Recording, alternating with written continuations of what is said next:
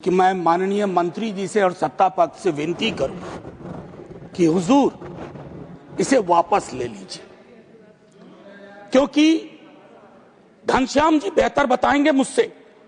जिस राज्य से वो आते हैं उस राज्य के लोगों ने वर्षों तक संघर्ष किया, मध्य प्रदेश ने संघर्ष किया, छत्तीसगढ़ ने बाद के संघर्ष किया, मेरे बिहार ने किया, झारखंड ने किया।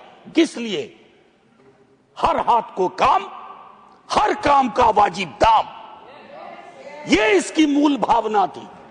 माननीय मंत्री जी, आप लोगों की कुछ तौर तरीके मुझे बहुत अच्छे भी लगते हैं कि आप मीडिया में ड्रॉप करते हैं नाम। पहले चला कुछ दिन पूज्य बापू नाम, तो हमें समझ में नहीं आया।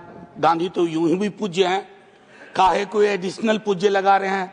पूज्य जिनके नाम में बापू बोल रहे हैं उनमें से 2-3 जेल में हैं। मैं लेकिन फिर भी आपने ऐसा नाम लिया। मैं देख रहा था कि माननीय मंत्री जी भी केयरफुली पढ़ रहे थे कि कुछ गलत न बोला जाए।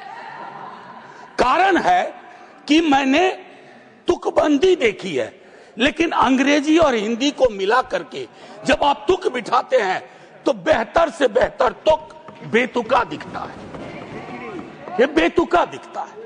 माननीय मंत्री जी, मंत्री महोदय, माननीय सभापति जी, आपके माध्यम से अब मैं नाराज मत होइएगा।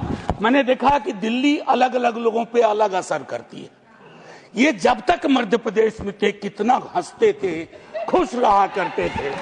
जब से दिल्ली आए हैं न जाने क्या हो गया है यहाँ की आबो हवा में, नाराज से रहते। Professor, don't make personal comment. Sir, it's not a don't make personal comment. Sir, इसी सदन में लोहिया जी, पीलू मोदी, मीनू मसानी, रामन, मैं तमाम चीजें। सर, आपने एक किताब छापी है राज्यसभा से, ह्यूमर इन द हाउस। अब अगला एडिशन छाप ही नहीं पाएगा, अगला एडिशन नहीं छपेगा। वो लाइटर वेन में था। माननीय मंत्री जी को अगर बुरा लग गया तो मैं वापस लेता हूं।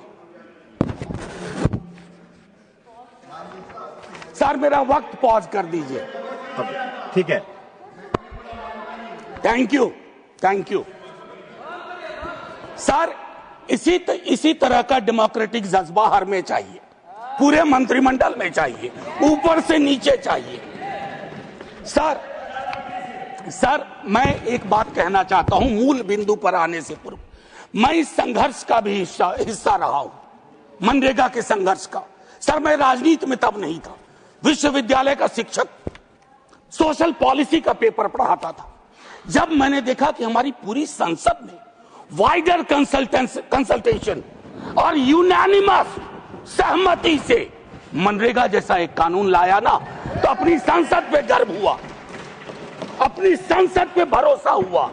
मैं उस भरोसे को खत्म नहीं होते देखना चाहता, जीते जी नहीं देखना चाहता। और वो मजदूर, गरीब मजदूर, भूमिहीन किसान, हमारी महिलाएं, वो भी नहीं देखना चाहती। वो बहुत बेबसी में है सर। उनको राम से क्या आपत्ति होगी? उनको आपत्ति इस बात की है कि राम के नाम पर ये क्या खिलवाड़ किया जा रहा है। माननीय मैं एक चीज, माननीय उपसभापति जी, आप तो पिछले, जब पुरानी वाली बिल्डिंग में भी हम लोग बैठते थे, फार्म लॉज पे बहस चल रही थी, हमने तब भी कहा था संसद को गौण कर सकते हो, सड़कों को गौण करना बड़ा मुश्किल है। सड़कों को मौन करने की कला किसी सल्तनत में नहीं आई आज तक। और हम तो लोहिया जी के लोग हैं, वो कहते थे संसद खामोश तो सड़कें रोशन हो जाती हैं। और मैं आगाह कर रहा हूं सर, थोड़ा सोचिए इस पर। आसमान नहीं टूट रहा है। ये जो एक अधिकार वाली भावना थी मनरेगा में, अधिकार सर, मैं यहां आने से पहले रिसर्च कर रहा था थोड़ा। मैं यूं भी थोड़ा उस मिजाज का हूं कि थोड़ा बदलाव की बयार कहीं से आए। सर, हमारे संविधान में राइट टू वर्क को डायरेक्टिव प्रिंसिपल्स में रखा गया है, आर्टिकल 41। और MNREGA was the closest approximation of article 41, और आज आप उस आर्टिकल की आत्मा को मार रहे हैं सर। मेरा सिर्फ सभापति जी, माननीय मंत्री जी, नाम कुछ भी हो, आत्मा खत्म हो जाएगी ना, तो जो भी हासिल हुआ है संघर्ष के साथ, वो संघर्ष काफूर हो जाएगा। राम के नाम पे किस देश में, हम लोग तो गांधी के लोग हैं, दुनिया को अलविदा कहे गए हे राम कह करके। और जब नोआखोली से आए, सांप्रदायिक सद्भाव बिगड़ा था, तो उन्होंने अपने भजन को बदल दिया, भजमन प्यारे सीताराम के बदले भजमन प्यारे राम रहीम। हम तो वो लोग हैं सर।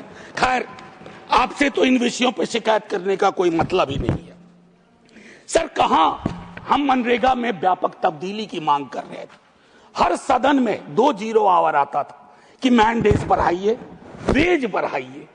आपने कौन सा रिग्रेसिव ये पोजीशन ले लिया, प्रतिगामी विचार, अधिकार से चैरिटी वाले युग में।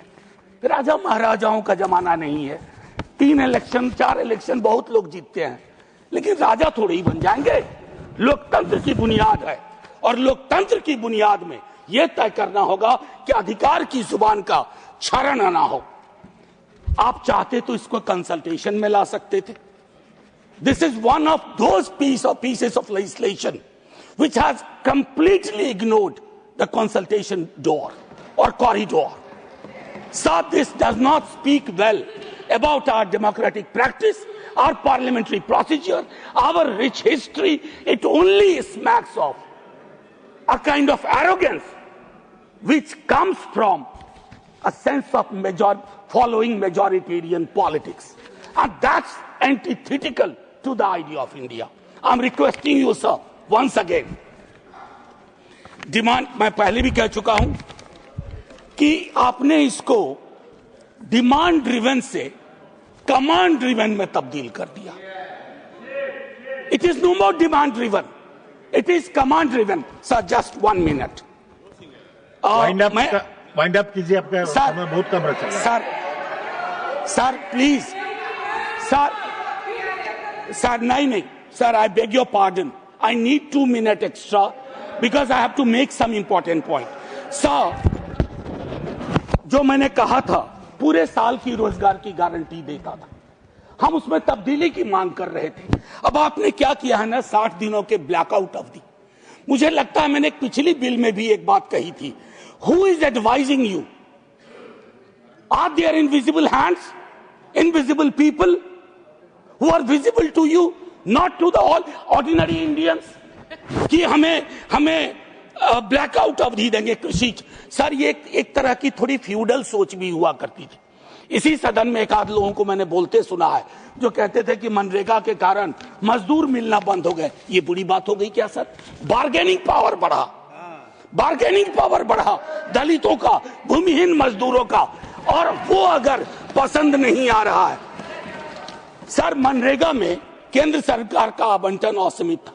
आपने ये जो 90-10 वाले फॉर्मूले को ना 60-40 कर दिया ना माननीय मंत्री जी, ये ऐसा हैंडशेक स्कीम है कि योजना भरभरा के गिर जाएगी। मैं जिस राज्य से आता हूं, आप मेरे राज्य से वाकिफ हैं सर, 10% में भी दिक्कत हुआ करती थी सर। बस I just take 1 minute please, bear with me sir please revisit these ideas. Matching का जो पूरा आपका स्कीम है sir, this will kill all those states जहां से बड़ी संख्या में लोग माइग्रेट करके अलग अलग राज्यों में जाते हैं, और उसमें भी बाकी जो खर्च था लागत का वगैरह का, उसको भी इतना अनइवन आपने बांट के रख दिया है कि अंततः मुझे ये कहने में कोई दो मत नहीं है कि बॉटम अप डिसेंट्रलाइज्ड प्लानिंग से टॉप डाउन डिसेंट्रलाइज्ड प्लानिंग ये इस देश का हक में नहीं है। माननीय मंत्री जी, मैंने शुरू में हल्के में कहा था, आप एक विशद अनुभव लेकर के आए। अपने कई कुलीग के मुकाबले आपने जमीन की राजनीति की है। मैं आपसे आग्रह करूंगा, जमीन की सदा सुनिए, आवाज सुनिए। मजदूरों में आक्रोश है, भूमिहीन किसानों में आक्रोश है, दलितों महिलाओं में आक्रोश है। उनको लग रहा है कि हम यहां बात कर रहे थे सर, 1 मिनट, आय की 30 सेकंड आय की असमानता मैंने हर सदन में बात उठाई है, हमें उस पर काम करने की जरूरत है। आर्टिकल 39 के तहत 1% सुपर रिच को टैक्स करने की, और आप किसको टॉर्चर कर रहे हैं? हमारे आम गरीब को। प्लीज धन्यवाद प्रोफेसर आप जिंदाबाद रहिए। जय हिंद सर। लाइव लगातार के वीडियो को लाइक करें, सब्सक्राइब करें और बेल आइकॉन को दबाना न भूलें।